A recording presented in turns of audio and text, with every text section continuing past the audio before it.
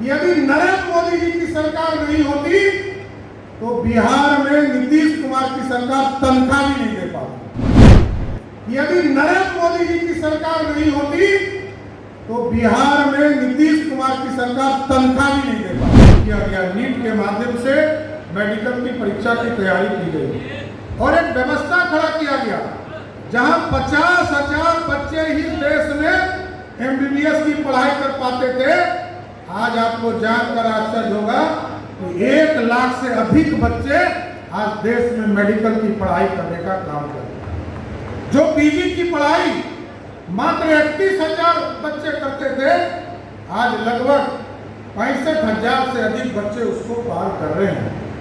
Water supply एक अनोखा खेल है जो बिहार में तो भारत सरकार के जो अलग से पैसे आने थे, जो हमारा हिस्सा था, वो नहीं लिया ही।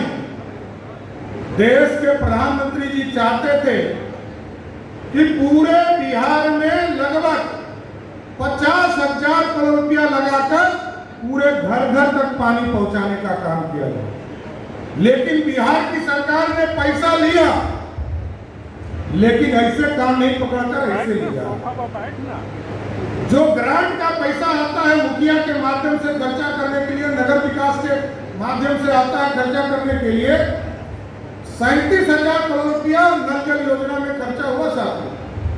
उसमें से लगभग 24,000 करोड़ रुपया ये भारत का ग्रांट है, भारत सरकार का ग्रांट है।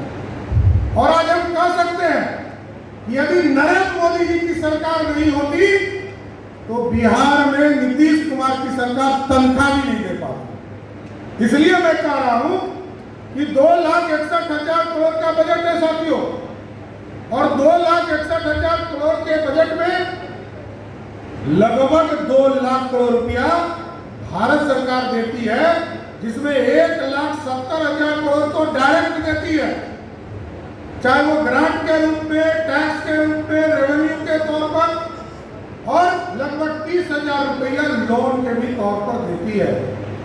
तो बिहार सरकार यदि 2,61,000 करोड़ रुपये में मात्र 35,000 करोड़ रुपया ही अपना रेवेन्यू उपलब्ध कराती है और शेष भारत सरकार देती है, तो ये तो स्पष्ट है कि यदि नरेंद्र मोदी जी ने जीएसटी नहीं लाया होता, नोटबंदी नहीं लाया होता, तो इस देश में टैक्स कलेक्शन इतना हाई रेट पर नहीं जाता।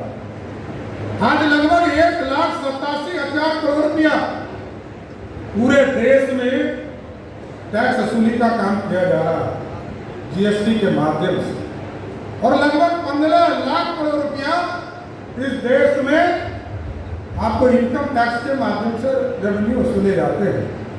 इसलिए साथियों एकदम स्पष्ट है, बिहार तभी चलेगा जब डबल इंजन की सरकार बनाओगे।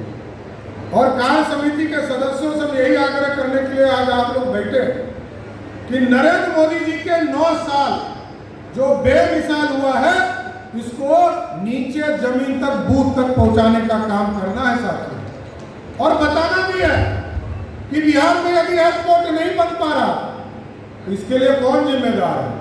यहाँ रामकृपाल जी बैठे हैं, शाहनवाज जी बैठे हैं, ये दोनों व्यक्ति एक तो सिविल एविएशन के मंत्री रहे हैं और रामकृपाल जी यहाँ के सांसद हैं। 2014-15 में सहमति बनी कि बीटा में एयरपोर्ट बनेगा और आज तक जमीन उपलब्ध नहीं हुई। रक्सौल में सहमति बना कि एयरपोर्ट बनेगा, राशि उपलब्ध करा दिया गया, जमीन उपलब्ध नहीं। तो विकास की चर्चा कैसे होगी साहब? नीतीश कुमार जी को कभी आपने देखा है, जो बिहार के मुख्यमंत्री हैं, कि ये कभी दिल्ली गए हो और कहे हो कि इस डिपार्टमेंट से पैसा लेना है? ये राजनीति करने सिर्फ जाते हैं। कभी बाल काटकर उन्होंने पहुंचाया था, उस मेडिकल जांच उसका हुआ कि नहीं ये तो नहीं पता है, लेकिन आपको ये जरूर समझना पड़ेगा कि नीतीश कुमार जी 18 साल से बिहार को बर्बाद करने का काम कर रहे हैं, और हमको चिंता करनी पड़ेगी कि बिहार में डबल इंजन कैसे बने, नरेंद्र मोदी जी का नेतृत्व कैसे 2024 में फिर से स्थापित हो, इसको इसलिए बूथ बूथ तक जाना पड़ेगा। दो पार्टियों का गठबंधन है, दो पार्टियों का गठबंधन है।